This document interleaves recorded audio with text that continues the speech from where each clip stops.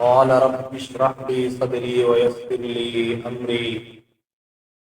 واحلل عقدة من لساني يفقهوا قولي يا رب صل وسلم دائما أبدا على حبيبك خير الخلق كلهم. معزز سامعین،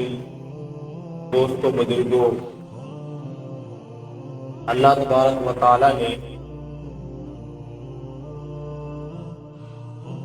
نبی کریم صلی اللہ علیہ وسلم کو عظیم دوستوں اور ساتھیوں صحابہ کرام رضوان اللہ علیہم اجمعین سے نوازا. آپ صلی اللہ علیہ وسلم اپنے صحابہ سے بڑی ہی محبت فرماتے تھے اور صحابہ کرام رضوان اللہ علیہم اجمعین کا عظیم گروہ، عظیم لشکر نبی علیہ الصلوۃ والسلام کے ساتھ بڑی عقیدت اور محبت رکھتے تھے. حضور پاک صلی اللہ علیہ وسلم پر اپنی جان قربان کرنا اپنے لیے سعادت سمجھتے تھے. آپ صلی اللہ علیہ وسلم کے اشارے پر جان کو قربان کرنا اپنے لیے سعادت سمجھتے تھے اور اس کو پورا کرنے کے لیے ہر وقت تیار رہتے تھے. اس کی کئی مثالیں تاریخ اسلام میں ملتی ہیں کہ نبی علیہ الصلوۃ والسلام پر کس قدر صحابہ نے جانثاری کا ثبوت دیا. بدر کا میدان لے لیجیے، آپ صلی اللہ علیہ وسلم کے ساتھ چند صحابہ ہیں اور آپ صلی اللہ علیہ وسلم اور صحابہ کے مقابلے میں دشمن کا لشکر بہت بڑا ہے،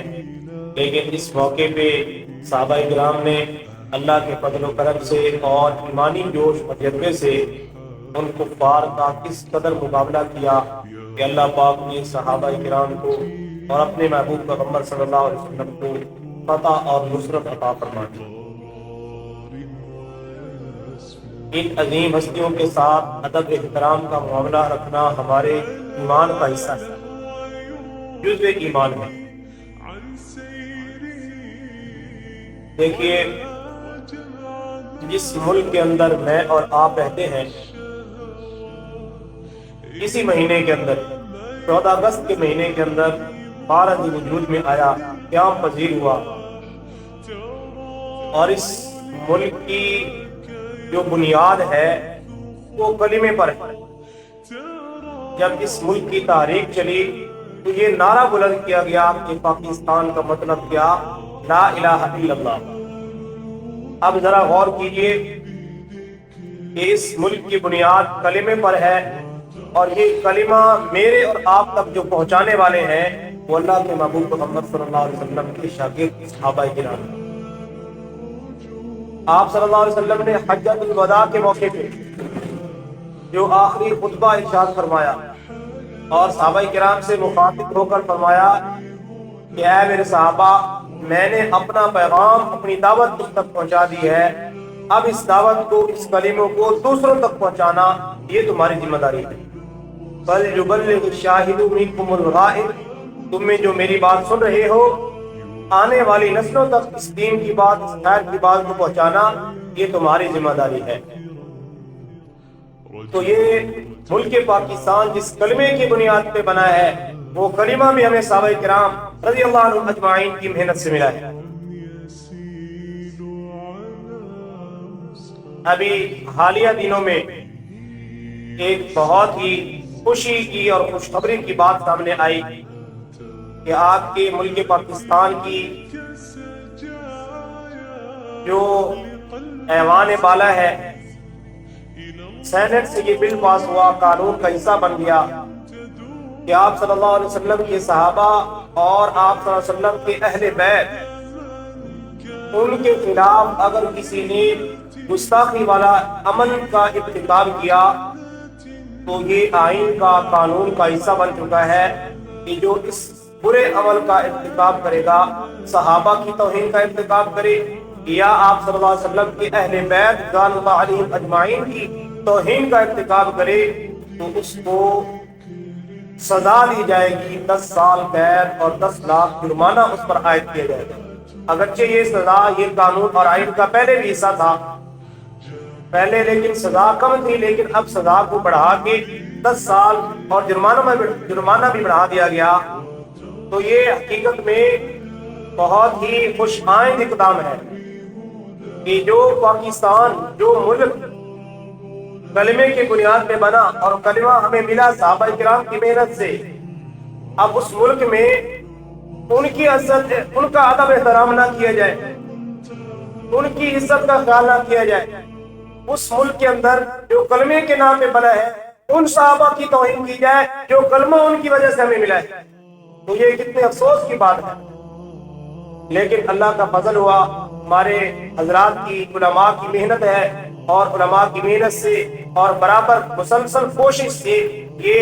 جو ہے صورتحال پیدا ہوئی، اور اللہ کے فضل و کرم سے، اللہ کی توفیق سے ان لوگوں نے یہ قانون اور آئین بنا دیا کہ صحابہ کرام اور اہل بیت اعظام اللہ علیہ اجمعین کی توہین قطعاً برداشت نہیں کی جائے۔ اب ان لوگوں کی دلوں کے اندر بیماری ہے جو وقتاً فوقتاً آپ صلی اللہ علیہ وسلم کے شاگردوں پر، آپ صلی اللہ علیہ وسلم کی جانثاروں پر، آپ صلی اللہ علیہ وسلم کے صحابہ پر طعن و تشنیع کے جو ہے تیر چلایا کرتے تھے اور اس بدعملی کا ارتکاب کیا کرتے تھے۔ اب ان کو بڑی بے چینی کا سامنا ہے،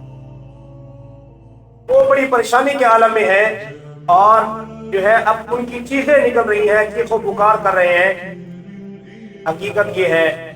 کہ یہ ملک جو دین کے نام پہ بنا ہے، تو جو دین ہم تک صحابہ نے پہنچایا ہے، وہ عزت کے بھی حقدار ہیں، ادب کے بھی حقدار ہیں، احترام کے بھی حقدار ہیں۔ ان کے ساتھ عقیدت اور محبت رکھنا ہمارے ایمان کا حصہ ہے۔ اسی طرح آپ صلی اللہ علیہ وسلم کے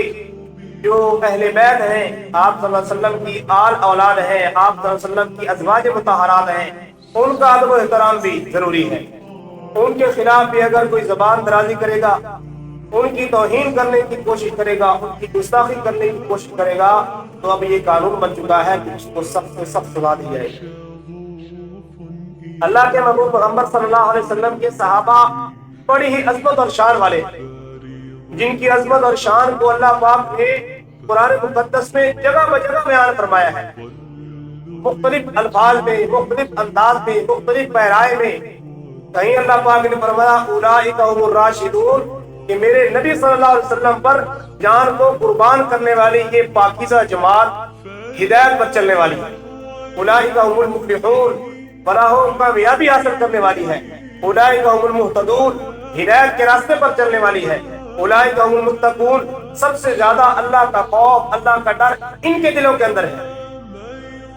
حدیث پاک میں آپ صلی اللہ علیہ وسلم نے ارشاد فرمایا کہ اللہ پاک نے پوری کائنات کے انسانوں میں جو ہے صحابہ کو، میرے صحابہ کی جماعت کو میرے لیے چن لیا۔ یہ چنے ہوئے لوگ ہیں، اللہ کے محبوب صلی اللہ علیہ وسلم کے جو ہے محبوب لوگ ہیں، پسندیدہ لوگ ہیں۔ اور آپ صلی اللہ علیہ وسلم نے اپنی امت کو ان عظیم ہستیوں کی گستاخی بے ادبی کرنے سے ڈرایا ہے۔ اللہ فی اصحابی لا تتخذوهم من بعد غرضا، فرمایا کہ میری امت کے لوگوں، میرے صحابہ کے بارے میں اللہ کا ڈر اپنے دل کے اندر رکھنا،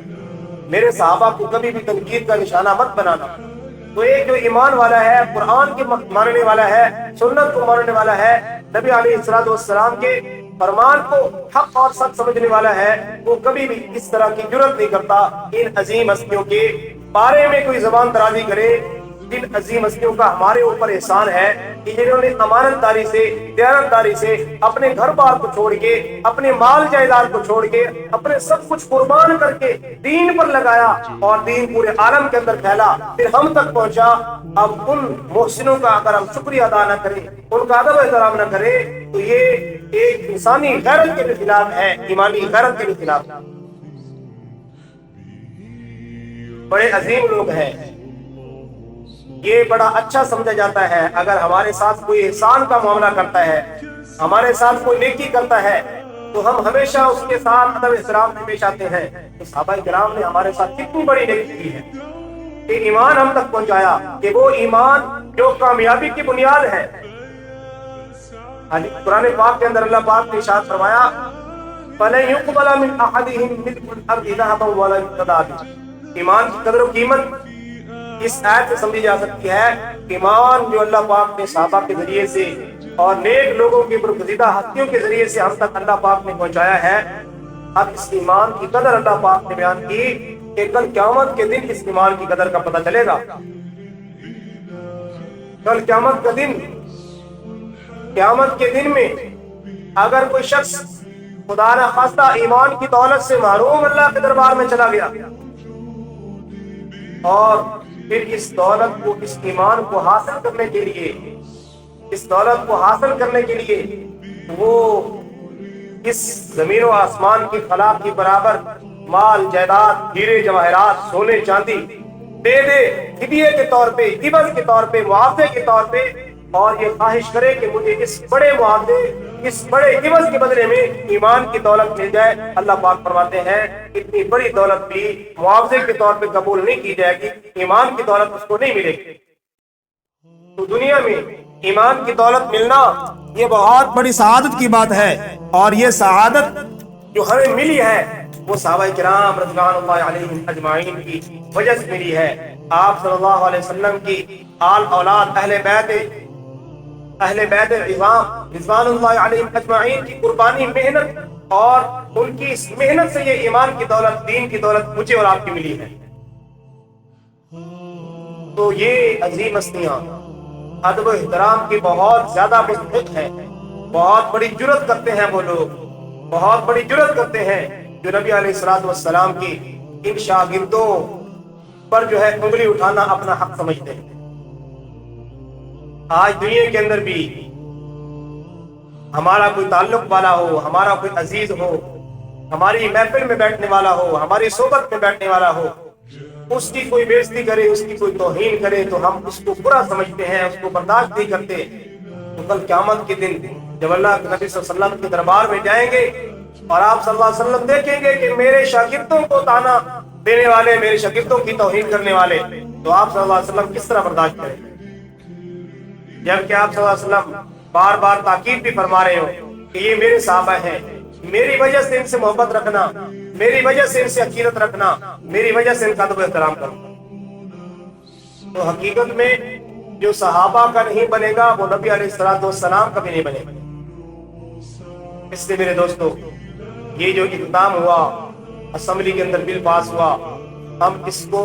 جو ہے اس عمل کے اندر جو ذریعہ بنے ان سب کا شکریہ ادا کرتے ہیں، ان کے لیے دعا گو ہیں،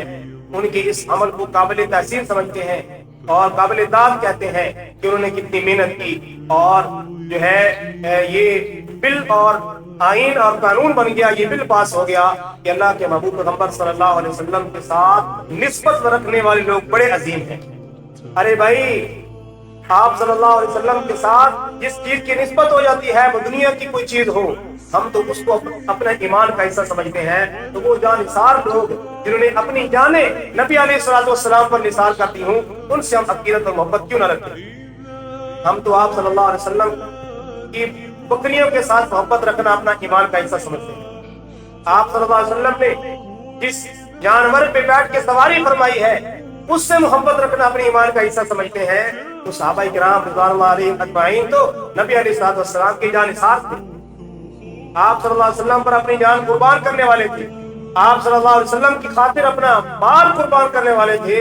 ان کے ساتھ ہم عقیدت اور محبت کیوں نہ رکھیں؟ اللہ رب العزت سے دعا ہے اللہ پاک ہمیں ان عظیم ہستیوں کے ساتھ عقیدت اور محبت رکھنے کی توفیق عطا فرمائے، ان کا ادب احترام کرنے کی توفیق عطا فرمائے، اور ان کے نقش قدم پر اللہ پاک ہم سب کو چلنے کی توفیق عطا فرمائے۔ وآخر دعوانا الحمدللہ رب العالمین۔ تمام حضرات سنت عطا فرمائے۔